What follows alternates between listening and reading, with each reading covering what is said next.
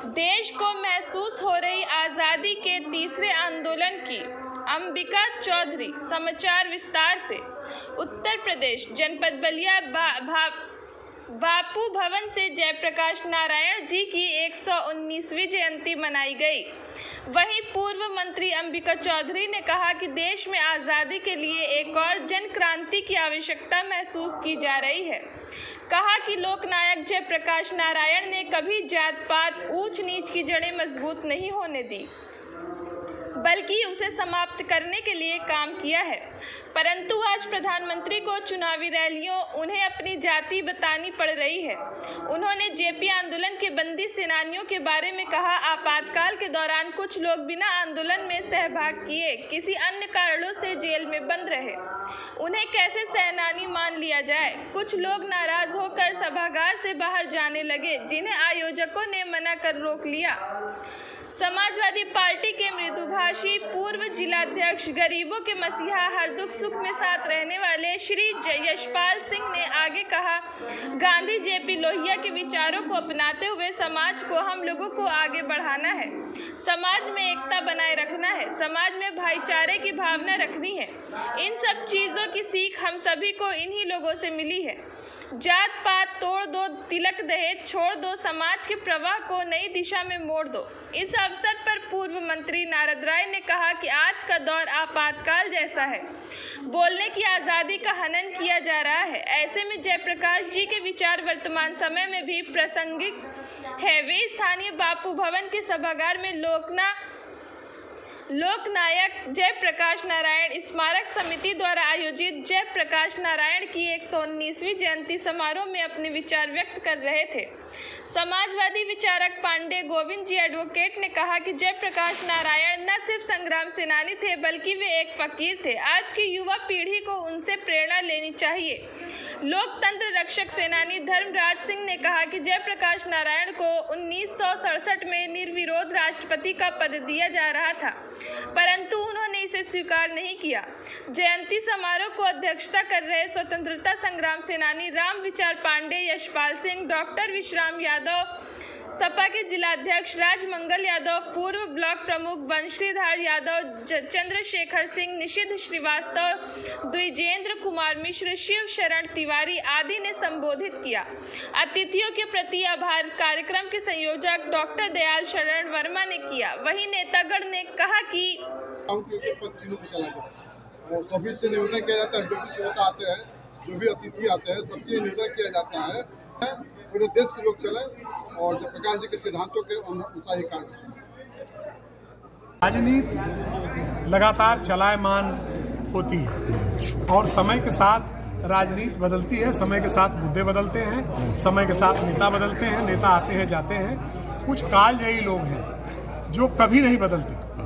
कुछ ऐसी विभूतियां हैं जो जिस कालखंड में थी वो तब भी महत्वपूर्ण थी और आज भी महत्वपूर्ण है। अगर गीता तब महत्वपूर्ण थी तो आज महत्वपूर्ण है, कृष्ण तब महत्वपूर्ण थे तो आज महत्वपूर्ण है, राम तब महत्वपूर्ण थे तो आज महत्वपूर्ण है। वैसे ही गांधी, लोहिया, जयप्रकाश जैसे लोग जब तक सृष्टि कायम रहेगी और जब तक इस धरती पर भूखमरी रहेगी, जब तक इस धरती पर गरीबी रहेगी, जब तक इस धरती पर जातिगत भेदभाव रहेगा, जब तक छोटे बड़े का भेद रहेगा, जब तक उत्पीड़न और अन्याय रहेगा, तब तक उनका संदर्भ जीवित रहेगा।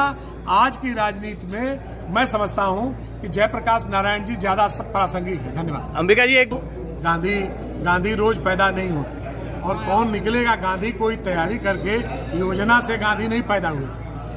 आंदोलन ही गांधी बनाता है, आंदोलन ही जयप्रकाश बनाता है। और देश का नौजवान मरा नहीं है, देश की जवानी भी मरी नहीं है।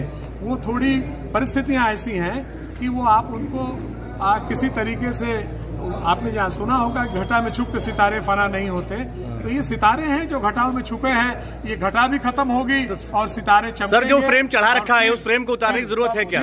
फिर उसके बाद से, और यही नौजवान उन तमाम जो अधूरे काम रह गए, क्रांति के जो अधूरे सपने थे, उनको पूरा करने के लिए। ग्राम पंचायत विशुनपुरा में भारत सरकार द्वारा संचालित उत्तर प्रदेश सरकार द्वारा क्रियान्वित जल जीवन मिशन बलिया विकास खंड मनियर क्षेत्र के अंतर्गत ग्राम सभा बिशुनपुरा दुर्गा मंदिर के पास प्रधान संगठन के जिला अध्यक्ष श्री राम तिवारी उर्फ बबलू तिवारी के द्वारा जल सशक्ति अभियान जल जीवन मिशन हर घर जल के लिए बैठक हुई, जहां सर्वसम्मति से निर्णय लिया गया कि अच्छी जगह टंकी का निर्माण हो, यहां से हर घर में शुद्ध जल हर व्यक्ति को मिले, लोगों का स्वास्थ्य सुंदर और स्वस्थ रहे। इसी मिशन को लेकर भारत सरकार द्वारा संचालित उत्तर प्रदेश सरकार द्वारा एवं जल जीवन मिशन और घर जल हो जल शक्ति अभियान के तहत यह कार्यक्रम पूरे प्रदेश में चलाया जा रहा है। आज काफी संख्या में लोग इकट्ठा हुए और इस मिशन से काफी लोगों में खुशी देखने को मिली। वहीं भारतीय जनता पार्टी द्वारा पंचायत प्रकोष्ठ का जिला बैठक मनियर ब्लॉक के सभागार हाल में किया गया आयोजित।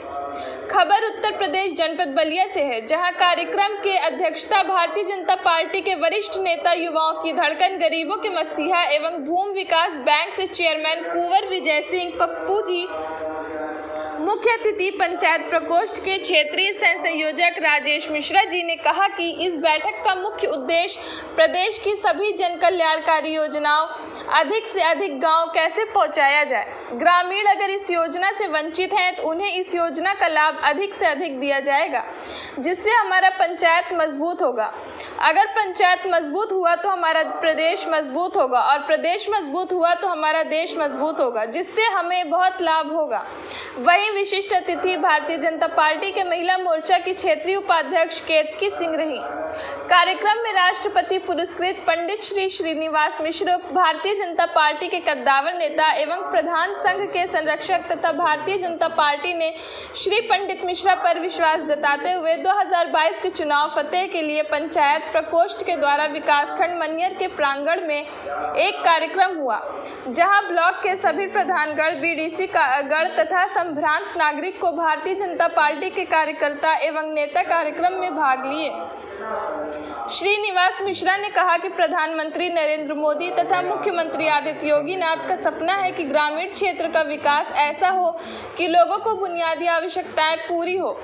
भाजपा सरकार ग्रामीण क्षेत्र का तेजी से विकास कर रही है। पंचायती राज प्रकोष्ठ कार्यकर्ता गांव में प्रवास कर लोगों को केंद्र और राज्य सरकार की योजनाओं से अवगत कराने के साथ उसका लाभ दिलाने का काम कर रहे हैं। वहीं स्लग विधानसभा बासडी क्षेत्र की जनता भावी प्रत्याशी नगर पंचायत चेयरमैन मनियर के भीम गुप्ता को देख रही है। बलिया बासडी विधानसभा क्षेत्र के भावी प्रत्याशी एवं नगर पंचायत मनियर के चेयरमैन भीम गुप्ता ने आज अपने समाज के लोगों के बारे में मीडिया कर्मी के सवालों का जवाब देते हुए कहा कि आज मेरे समाज के लोग दबे कुचले हुए हैं। इनके सम्मान के लिए मैं अपनी जान भी दे दूंगा। जब तक जीऊंगा समाज के लिए जीऊंगा और समाज के लिए मरूंगा, यह मेरा वादा है।